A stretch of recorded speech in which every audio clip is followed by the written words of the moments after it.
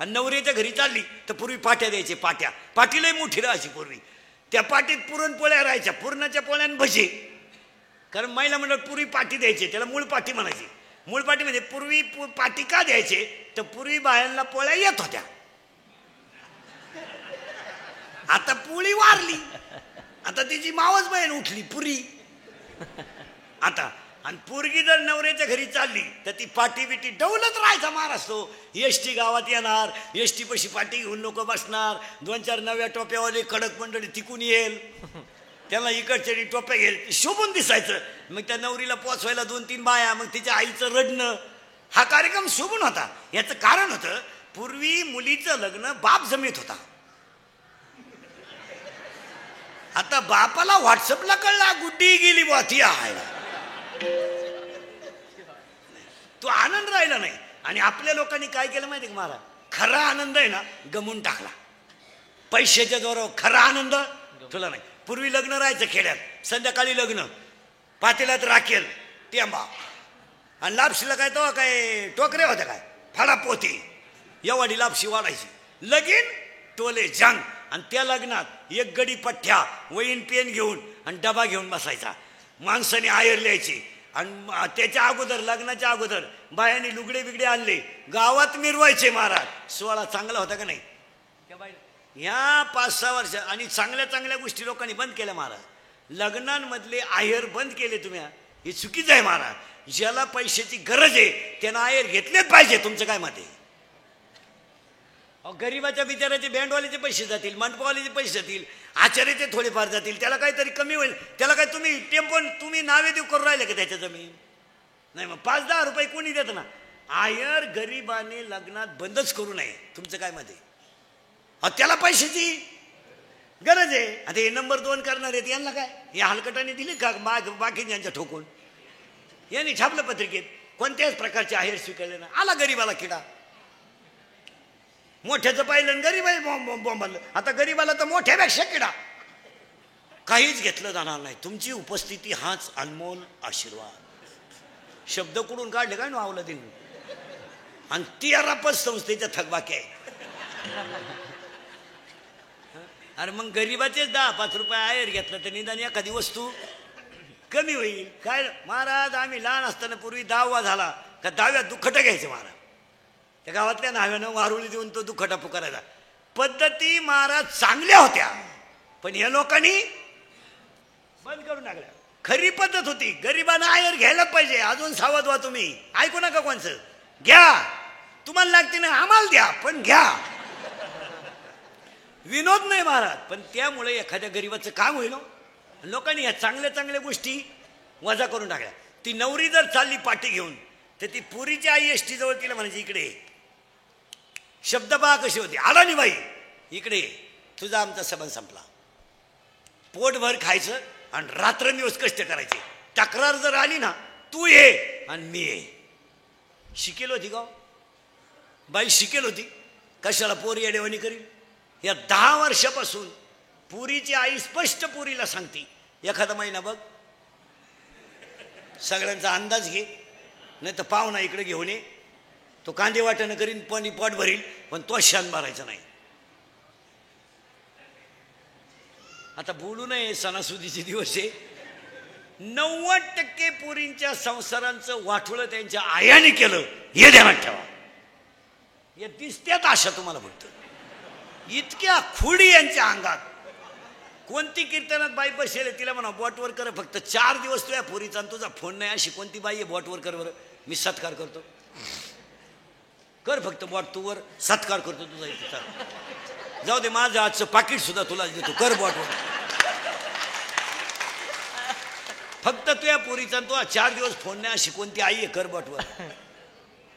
काम नाही का तुला काही? तिकडे कांद्यात मर ना, चिंगड्या निवड ना. काय काय कर तुला पोरीच्या घराचं? प्रारब्ध आहे माझा. कशाला डोकं लावायचं? आणि काय विचारी ती बरं? विचारी ती काय हरिपाठातलं विचारी ती काही? जीवली का? जीवली का? झोपली का? काय काढून केलं?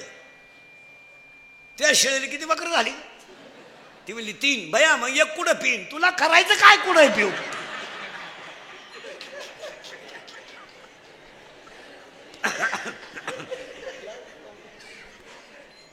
जर आजपासून महिला मंडळ पुरीच्या घरी डोकं लावलं, तू कशावही लिहून घे, यंदाची दिवाळी खात नाही तू, ले कशावर. महाराज हसण्याच्या गोष्टी नाही, कुटुंबाला संस्कार करण्याऐवजी लोकांनी कुसंस्कार केलेत. आणि म्हणून तुम्हाला उदाहरण सांगतो. महिला मंडळ तुम्ही म्हणाल महाराज असं आम्हाला का म्हणून बोलला. ज्याच्या मुलीच्या अंगाला कपडे घालायलाच आशा होत्या, ज्याच्या मुलीच्या जमिनीवर पाय कधी टेकले नव्हते, अरे ज्याची मुली घरातून बाहेर निघली तर चामर डोक्यावर ढालणाऱ्या बाया होत्या, ती जनकाची मुलगी होती. स्वयंवरात रामाने जिंकली आणि स्वतःच्या मुलीला बापासमोर वलकले नेसून वनवासाला निघली. एक शब्द सुद्धा जनक बोलला नाही. काय माणसं होती बाळा, विद्वान, सगळ्यात विद्वान माणूस जनक राजा.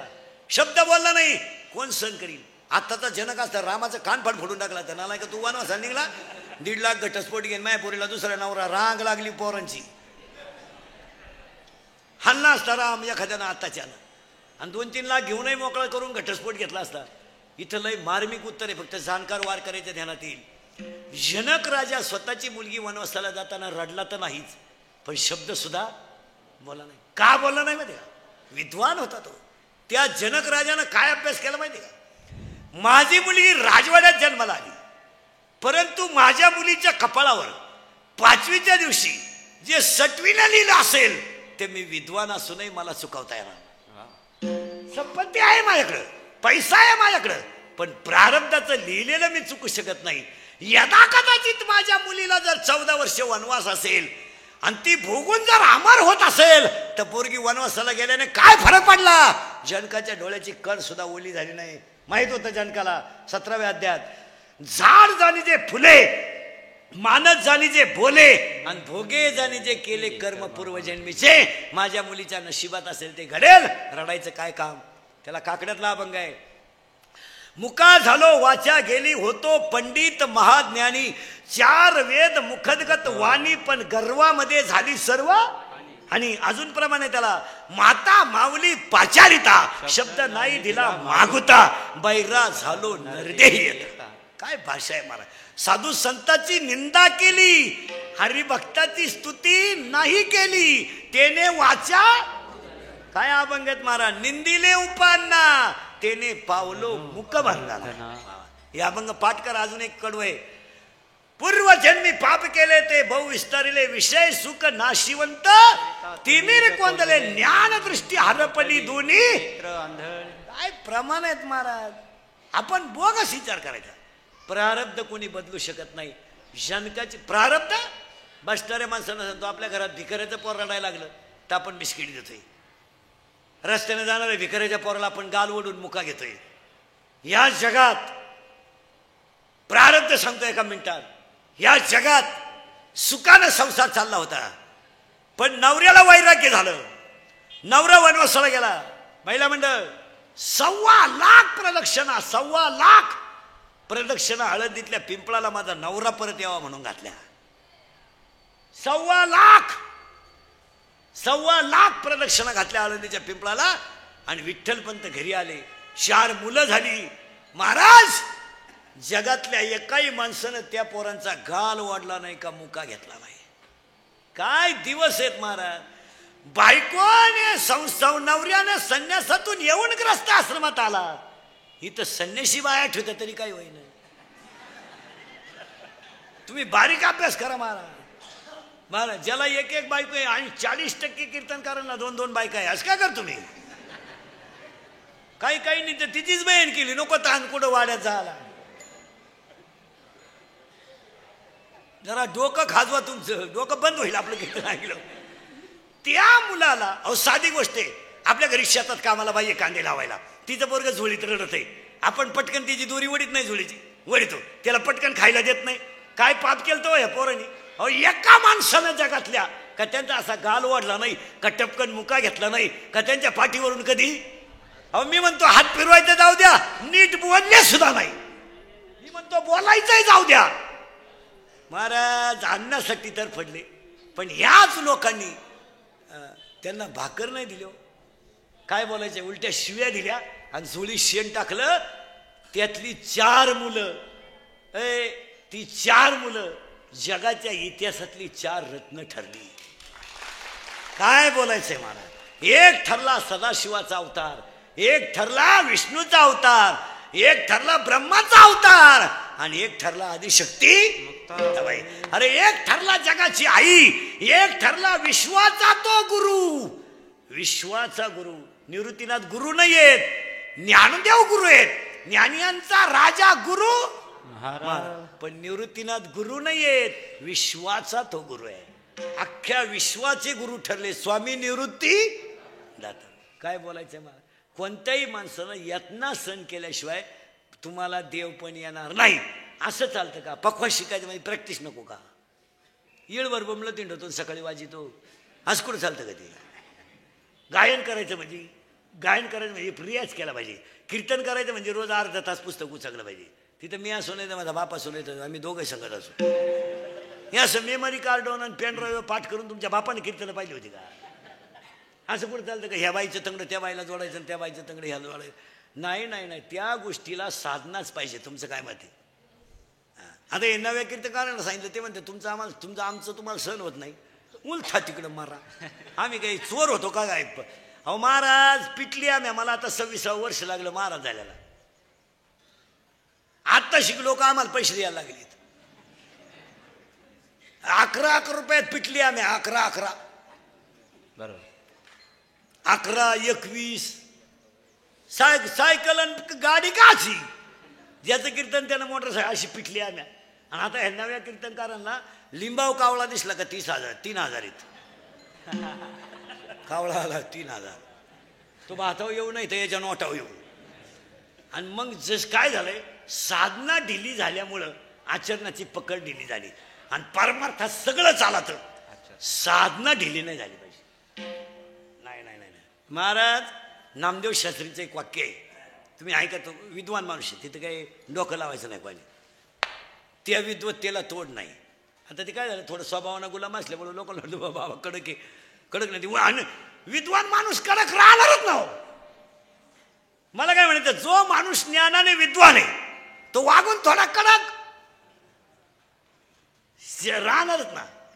तर नामदेव शास्त्रींचं वाक्य आहे, संसारात रंगलेलं मन कधी परमार्थ करू शकत नाही, आणि संसारावर उदास झालेलं मन देव आपला केल्याशिवाय राहत नाही. ते भगवान बाबाच्या गादीचं वाक्य ते. वा वा वा वा. ते वाक्य तेच व्यक्तीला शोभा द्या. आता ते जरी आपलं एखादं येडं उठलं तेच वाक्य सांगायला लागलं, चव जाऊन चौथा उरायची लक्षात. ते वाक्य सांगणाराही त्या लेवलचं आहे, आणि ज्या गादीवरून सांगतो ती गादी तशी आहे, आणि आई त्या सांगणाराचा अधिकारही तेवढाच. असं काही उठून कुठं चालतं का महाराज? आणि आपण सध्या असाच तडाखा उठवलाय. हा हा हा. काय 90% कीर्तनकारांनी सध्या आईबापाचं भांडवल केलंय. रोज उठून तीच आईन तोच बाप. 5 मिनिटं आईवर बोलायचं आणि 5 मिनिटं बापावर बोलायचं. 10व्यालाही तीच आईन, 9थीलाही तीच आई, श्राद्धालाही तीच आईन, सप्त्यालाही तीच आई. 10 मिनिटं आईवर बोलायचं, थोडे डोळे लाल करायचे, थोडं डोळ्यात पाणी आणायचं. माणसाला वाटतं याचं आई होलंय प्रेम आहे. अरे याचीच आई बिन बिशीची दिंडी ते. हा काय लोकांना आई सांगतो.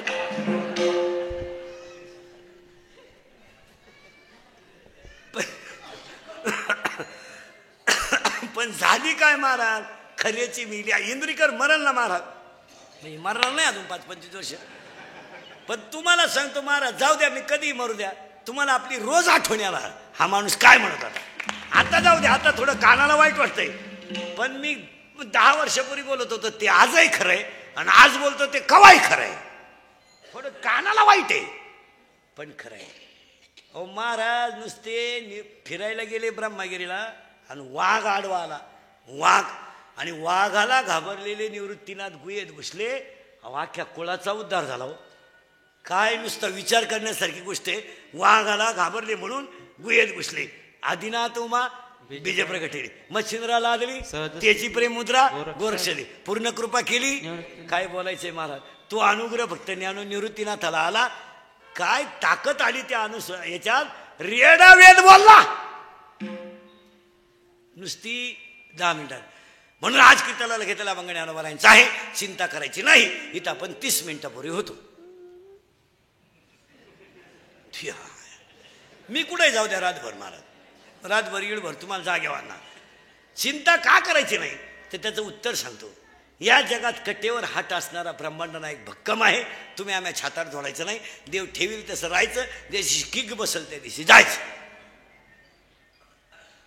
वळवळ करून काय करायचं बरं. लई कमवायचंय नाही मागच्यासाठी. आता तुम्ही बरे इतके येडे आम्हीत. आम्ही तुम्हाला सांगतोय संघ काही न्यायचं नाही आणि आम्ही रात्रंदिवस झोंबलोय.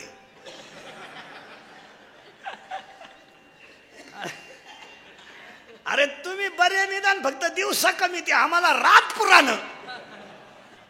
मी ते चंपाषष्ठीमुळं 4-4च काढून राहिलो. 2-4 दिवस झाले. 3-4 मी एक नाही करीत कधी. एक केलं आपल्याला झोप सुद्धा येत नाही. 3 तर दगड वापटा भ्याव नाही कवाय. 2-4 दिवस 4-4च काढले. महाराज अंतरातली शक्ती जागी झाल्याशिवाय बाहेरची क्रिया घडू शकत नाही. काय मध्ये फायनल. म्हणून कीर्तनाला घेतलेला मग ज्ञानोबरांचा पहिला मुद्दा संपला. चिंता बिंता करायची नाही. दुसरा मुद्दा संपला. सगळ्यांना धन्यवाद आणि कीर्तनाला सुरुवात. मग तुम्ही म्हणाला आत्तापर्यंत चाललं काय होतं. आत्तापर्यंत मार्मिक मुद्दे ध्यानात ठेवा. येतंय कसं एवढं पाठच करून जायचं. लक्ष्मी येते नारळाच्या पाण्यासारखी आणि जाते हत्तीच्या. चला गायकवाद गुर्जर सगळ्या मंडळीला धन्यवाद आणि या भावपूर्ण श्रद्धांजलीच्या कीर्तनाला सुरुवात. श्राद्ध का करायचं कसं करायचं आहे एका मिनिटात सांगतो. मागील जन्माचे भोग भोगून तुम्हाला मला जन्माला यावं लागतं. यावर आपलं मत काय. फक्त हाला हा म्हणा नाहीला नाही म्हणा. परत ऐका वाक्य. मागील जन्माचे भोग भोगून संपवण्यासाठी आपल्याला जन्माला यावंच लागतं. यावर आपलं मत काय. यावं लागतं. प्रश्न मिटला बरं का. पुन्हा डोकं लावायचं नाही. जर यावं लागतं तर भोग संपल्यावर आता लागला करंट. मागील जन्माचे भोग भोगायला यावं लागतं आणि भोग संपल्यावर जावं लागतं. मग काहींचे लवकर संपतील, काहींचे मध्ये संपतील. काही माणसं औषध पिऊन मिली नाही. काहींच्या अंगावरून गाडी गेली काही झालं नाही. काही पाणीच वापरती नाही तरी मरती नाही. आणि काहींना अख्खं गाव कटाळलंय. जाईल पडेल पठ्ठ्या 3 वर्ष झाले खाटावय. उलट्या पाहुण्याने फोन केला. कसं काय म्हणले आहे अजून फिया. त्या मानानं गणकळ काढली म्हाताऱ्याने. बोगल्याशिवाय कुठं म्हातारा जात असतो का तू. नाही. आता ऐका. आता लागला करंट तुम्हाला. मागील जन्माचे भोग भोगायला यावं लागतं आणि अरे भोग संपल्यावर जावं लागतं. मग एकाने कीर्तनात शंका घेतली. मला विचारलं महाराज जावं जर लागतं तर यावंच का लागतं. उत्तर आहे भोगावं लागतं. भोगायचं आणि जायचं. भोगायचं आणि जायचं. इथं कोणी भोगेल का. महाराज सृष्टीच्या मालकानं त्याच्या बापाला सोडलं नाही तर तुम्हाला कसा सोडेल. तुम्हाला कसं सोडेल. स्वतःचा बाप सोडला नाही. बसणारे माणसं डोकं खाजवा. 56वी पिढी होती राजा दशरथाची आणि 56व्या पिढीचा पोरगा होता राम. 56वी पिढी राम. 56वी म्हणजे दशरथ 55वी पिढी रामाची 55वी पिढी होती. आणि रावण सीता पळवायला आला तेव्हा रावणाची 4थी पिढी होती. रावणाची 4थी पिढी होती. पुल ब्रह्मदेव, पुल काश्यप, पुलश्य आणि रावण ही 4थी पिढी होती. रावण सीता पळवायला आला. आत्तापर्यंतच्या एकाही ग्रंथात रावणाचं वय नाही. कारण त्या पठ्ठ्याच्या वयाचा अंदाजच कोणाला आला नाही. मी काढून देतो तुम्हाला 2 मिनिटात पटलं तर बघा. रावणाला बायका होत्या 80,000 ठोक. मग वर्षाला एक बायको धरा. किती झाले 80,000. बरं त्यानं जलमल्या बायको केली का. पहिले 15 धरा. मग सीता पळवायला रावण आला तेव्हा रावणाचं वय होतं 95,000 वर्ष. तेव्हा सीता होती 18 वर्षाची. आणि मग सरकारनं हीच नियम वाचला आणि पुरीचं वय 18 केलं. त्यांनी काही पारायण नाही केली कुठं.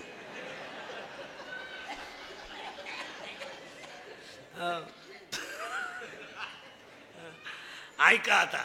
सीता पळवायला रावण आला तेव्हा त्याचं वय होतं 95,000 वर्षे.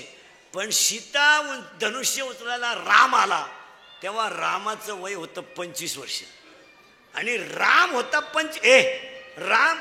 राम होता 25 वर्षाचा आणि सीता होती 18 वर्षाची. म्हणून सरकारनं पुरीचं वय केलं 18 आणि पोराचं वय 21 का केलं तो 25ला लईच येडेवानी करील आणि वेळ तो 2-3 वेळा बाप उचलून आपटाय बसलाय मग ते 4 वाजा केले आणि पोराचे केले 21. आता पोराचे सरकारनं केले 21 पण देवानं केले 41. रेंज गेली काहींची रेंज काहींचा डिस्प्लेच गेला चित्रच दिसलं. आता हे जे गाव आहे ना अलीकडचे आश्वी शिबलापूर पानुडी हांगेवाडी शेडगाव प्रतापपूर ही मंडळी आता गार झाली पूर्वी लई फुगीर होती.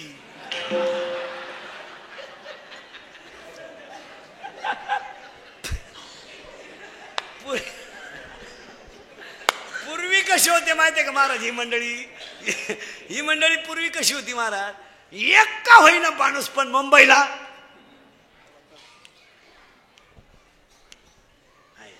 पूर्वी हा खाल्ला पट्टा आहे ना आपला नांदूर सोनुशी निमोन इकडली लोक माथाडी राहायची महाराज.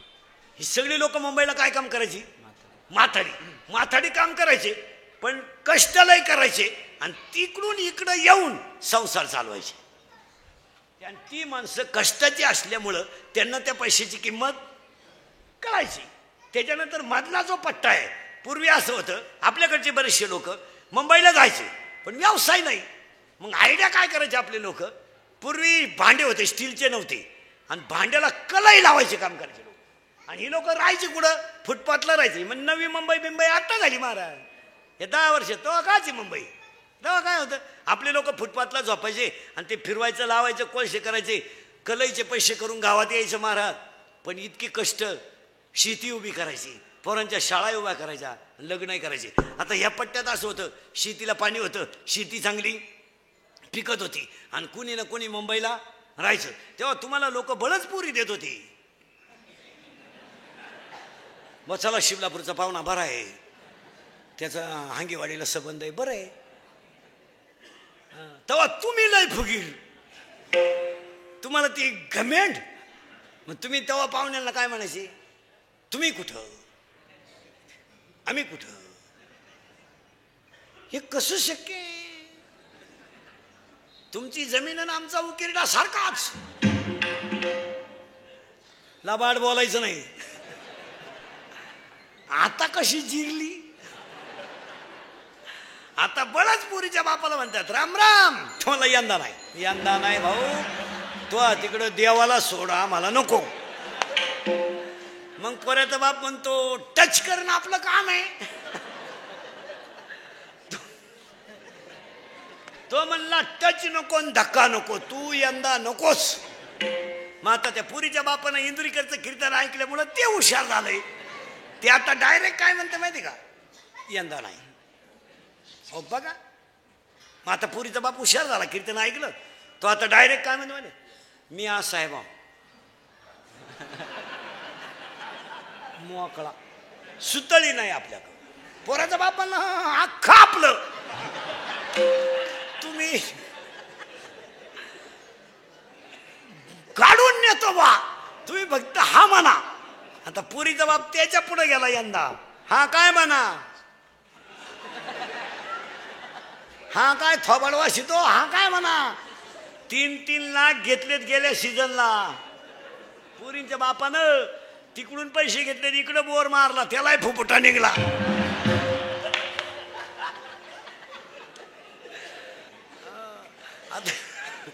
या 2-4 वर्ष जेवढे लग्न झालेत ना महाराज पुरीचा बाप खिशात हातच घाली ना सनाट तुरा काढितो कार्यालयात भरपूर जवाब लय दिसानं नालायक सापडलाय हला आणि पोऱ्याचा बाप हातात धोतार धरून पोरं पाहून वाढा रे पोरं.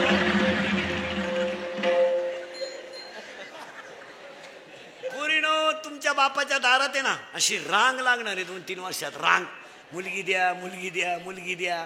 फक्त तोवर तुम्ही घरात राहिल्या पाहिजे नाही तर रांग लागायची अंगणात आणि तुम्ही सापडायच्या धबधब्याखाली काय करता. अवघड आहे मला चला थोडं पुढं यावं लागतं. आल्यावर जावं लागतं, ती काळजीच नाही करायची. पण भोगल्याशिवाय सुटका नाही. इथं आलोय आपण आता भोगायचे संपले की आपल्याला जायचं. पण कसं जायचं उत्तर ऐका. आता लय बारीक आहे, टच लावून देतो फक्त. आता काय माणसं म्हणतील बुवा तो सोमवारी मेला म्हणजे पवित्र होता, असा बावळटपणा नाही करायचा. मग तो एकादश करीत होता. आता समजा मी ये पोपटावानी बोलतो, मरायच्या टायमाला बोंबील मागू शकतो, त्याचं काय असं नाही. ते असं नाही. काही लोक म्हणते त्यानं काशी केली. काशीला जाणारी याडपटं सुद्धा ध्यानात ठेवा. काशीला जाणाऱ्या याडपटं धुना ध्यानात ठेवा. काशीचा नियम असा आहे, काशीला गेल्यावर परत गावात यायचं नसतं जिवंत, असा नियम येतो. ही आपली बावळाट कुठून उठलंय. काशीला गेलो मी दाव्याचं खात नाही, कान पाड फोडीन. काशीचं दावीच असं, पण तुला जायलाच कोण सांगितलं होतं काशीला? आलं सक माराय गेला, 7-8 हजार रुपये बुराले, गाई दुधाला कमी पडली आणि दोन्ही पोरं वायली निघली, हीच काशी झाली. काय झालं काशी? बरं काशीची हौस आपल्याला नाही लई. हिला फक्त ट्रिप काढणारा बाबा भेटला पाहिजे. बी लागलीच त्याला, या गचपान घेऊन निघली काशी. काशीचा नियम आहे, 12व्या द्यात ओवी आहे. मी ओव्यांप्रमाण 5 पर्यंत येणार. मोक्ष देऊन उदार होय कीर काशी, शरीर ते ठाई वेच की जे. माऊलीची ओवी आहे, बोगसगिरी नाही. मग काय म्हणतो तो काशीला गेला पवित्र होता. मरायच्या अटी सांगतो, मरून सुद्धा दाखीतून पहिल्या कडव्यात घालतो. माणसाचा मृत्यू दिवसा झालेला असावा. जरा नीट आहे का, उगाच बावळाटपणा नका करीत जाऊ. काही लोक म्हणले तो दिंडीत मिळाला, तो आजारीच होता. हे असं नाही. जसं आता लोकांनी एक झटका काढलाय, अटॅक अटॅक अटॅक. एज्युकेटेड लोक नीट आहे का, attack is a not a disease. Attack हा रोग नाही. वाचता तर डॉक्टरला काय हवा. तुम्ही अभ्यास काय झालं, लोकांनी ठोक टाळा. अटॅक काय येतो, अटॅक म्हणजे काय, एका मिनिटात सांगतो तुम्हाला. तुमच्या मनावर एखाद्या गोष्टीचा आघात जर झाला तर ती गोष्ट तुम्ही कुणापाशी तरी बोलून दाखवली पाहिजे, म्हणजे ती गोष्टीचं भांडवल कमी होईल. आपल्या घराण्यातली इज्जत जाऊ नये म्हणून घरातली संकट माणसं स्वतःच्या अंगावर घेऊन जगतात. काय मत आहे? उदाहरणार्थ एखाद्या माणसाची पत्नी लवकर गेली जाऊ नये. आणि महिला मंडळ मरण्याच्या बाबतीत तुम्हाला सांगतो, तुम्ही मागं राहा, आम्हाला पुढं घाला. याचं कारण सांगतो तुम्हाला. तुम्ही भांडे घासून जगू शकता, धुणं धुवून जगू शकता, तुम्ही नातू सांभाळून जगू शकता. पहाडासारखी माणसं 1.5 दमडीच्या सुनबाईचा अपमान सहन करून जगू शकत नाही. नाही नाही नाही, कधीच नाही. बैलाला हाक मारली तर बैल मागं वळत होता, आणि टिकाव मारला तर खालून ढिकूळ निघत होतं. एवढी ताकद असणारा माणूस 1.5 दमडीच्या सुनानं केलेला अपमान तो म्हातारा सहनच करू शकत नाही. ज्या म्हाताऱ्याची बायको गेली मारा, त्या माणसाचं जगणं खरं नाही. आता ते फक्त म्हणायचं बरं आहे, मजा नाही त्याच्यात. एक सुना असू नाही तर 61 असू, त्यात मजा नाही. 71 असल्या तरी चालतील आणि 91 असल्या तरी चालतील, काय उपयोग नाही त्याचा. महाराज बायको येडी आहे, आंधळी आहे, कशी असू द्या, पण त्या माणसाला औषध देणारी पाणी देणारी. महिला मंडळ तुमच्यापैकी बऱ्याच जणींनी भावाच्या पुरी करेल असतील सुना, केल्यात ना? केल्या ना? जिनं केली तिची फक्त मुलाखत घ्या, कस काय फक्त तुवान झोडाय माणूस मिळा ना तिला फक्त विचारा धाकट्याचं लगीन करते का, तसा देवाला सोडीन पण करणार नाही. भावाची मुलगी शक्यतो करायची टाळावीच. कोणचं जर जुळत आला असेल तर त्याला आता कीर्तन संपल्यावर फोन कर, भाऊ तू तिकडे कोण नाही दे. नाही चालत महाराज. काही झालं तर महिला म्हणलं काही झालं तर महिला म्हणलं तो तिचा बाप आहे, आपला भाऊ आहे. असं कसं नाथ प्रेमाने तुटणार. उद्या मुलीचं सासूचं भांडण झालं, भाऊ मुलीचीच बाजू घेणार. तो डायरेक्ट म्हणतो गुड्डीचा काय दोष नाही, आपल्या बहिणीच्या डोक्यात वयामानानं फरक झाला. नाही तर गुड्डी खाशी, गुड्डीची नाही अडचण, पण माई गुड्डीच तिला नीट करीन, यालाही गॅरंटी आहे. माई गुड्डी साधी नाही, कॉलेजला गेली तर 8-8 दिवस पडून जायची, पण कोणाला थांगपत्ता लागून नाही दिला माय गुड्डीने.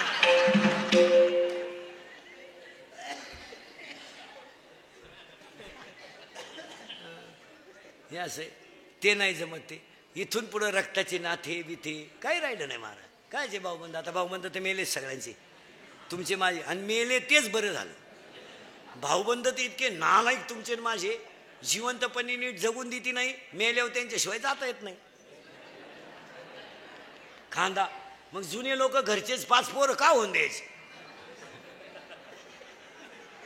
कोणाला राम राम, आपलीच टोळी. मग आता काय महाराज, आता फक्त खरेची आई मेली, लोक फक्त कडक कपडे घालून निंडत्यात, खांदेकरी व्हायला माणसं न राहिले. महाराज भाऊबंद कपडे काढत नाही ना, आलाय 2 बटणं काढतो बायको पाहतो, तिने असं तू काढ.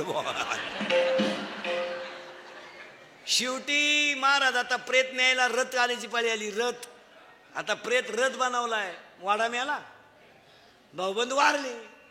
काय काय राहिलंय? तुम्हाला इंदुरीकरला काय हलकट म्हणायचे ते हलकट म्हणा, पण ते खरंच आहे. 10 वर्षापूर्वी मुलीचं लग्नाला मुलाला मुलगी पाहिजे, फोन नव्हते. आश्वीच्या बाजारात जर निरोप दिला तर पाहुणा गुरुवारी येत होता साखरपुड्याला. 100 पाहुणे पोरगी पाहायला. आता 2 माणसं जातात पोरगी पाहायला, पोराची आईन पोराचा बाप.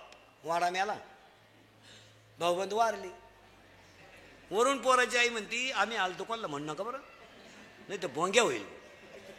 पुरीचा बाप म्हणला तुम्ही सुद्धा म्हणू नका, ती पळून गेली, ती कालच आली सापडून, नाही तर अजून तमाशा होईल.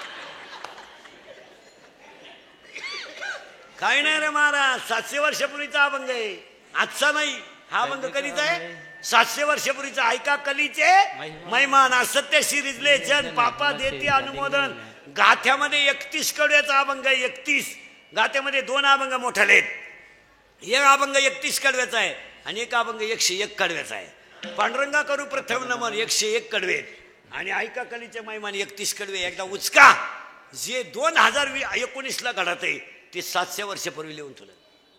असत्य शिरीजले जन, मग कधी मारावं घ्या लिहून. माणसाचा मृत्यू दिवसा झालेला असावा. आता पटापटा सांगतो.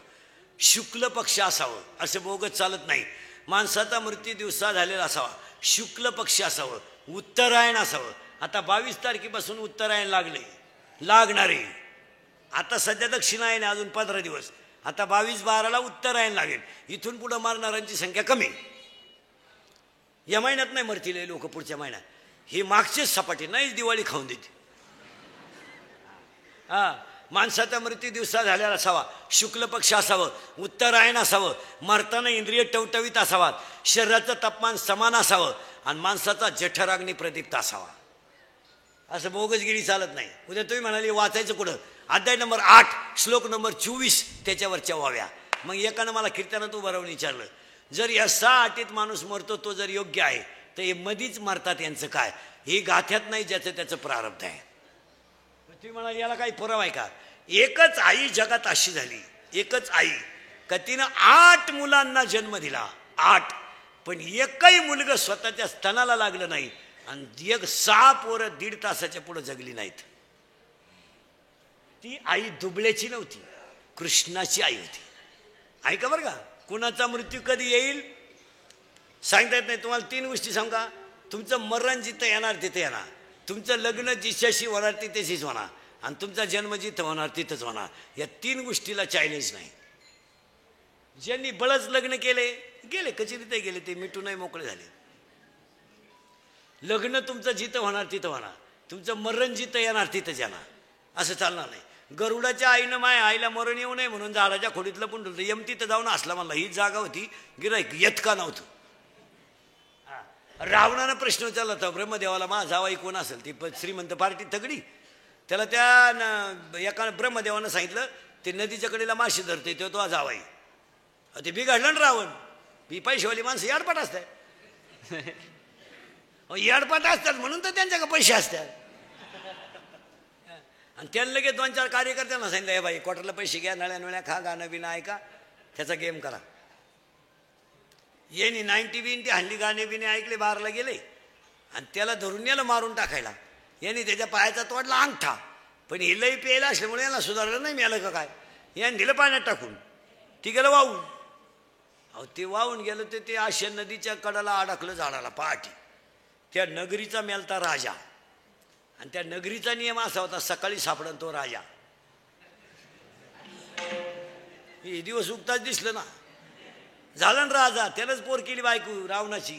मग रावणानं जावाई बोलावला धोंड्यात आणि मग म्हणला माई पोरगी माशी धरणारा जाणार होती, मी राजाला दिली, तुम्हाला वावळात पडणं करून तोचे मी बाय तुझ्या कार्यकर्त्यांचा पराक्रम. हो, मग हे गाथ्यात मृत्यू नाही.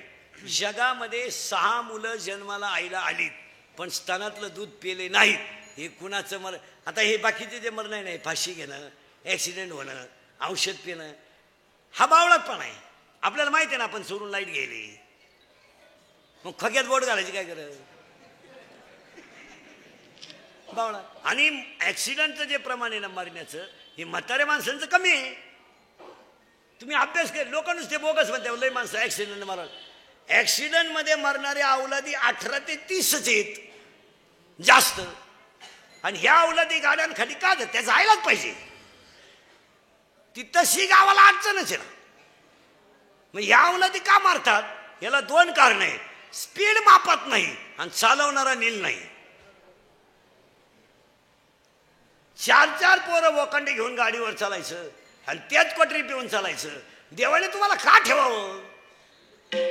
आणि हे मोटरसायकल हे तरुण कार्टे जर मेले ना, हे जाळले सुद्धा नाही पाहिजे महाराज. वड्या बिड्याला फेकून द्या काय, शिमेव मेलेत काय. दुधाची किटली वाळायच्या आत जो घरी येतो तो दुधावर स्लॅब टाकतो.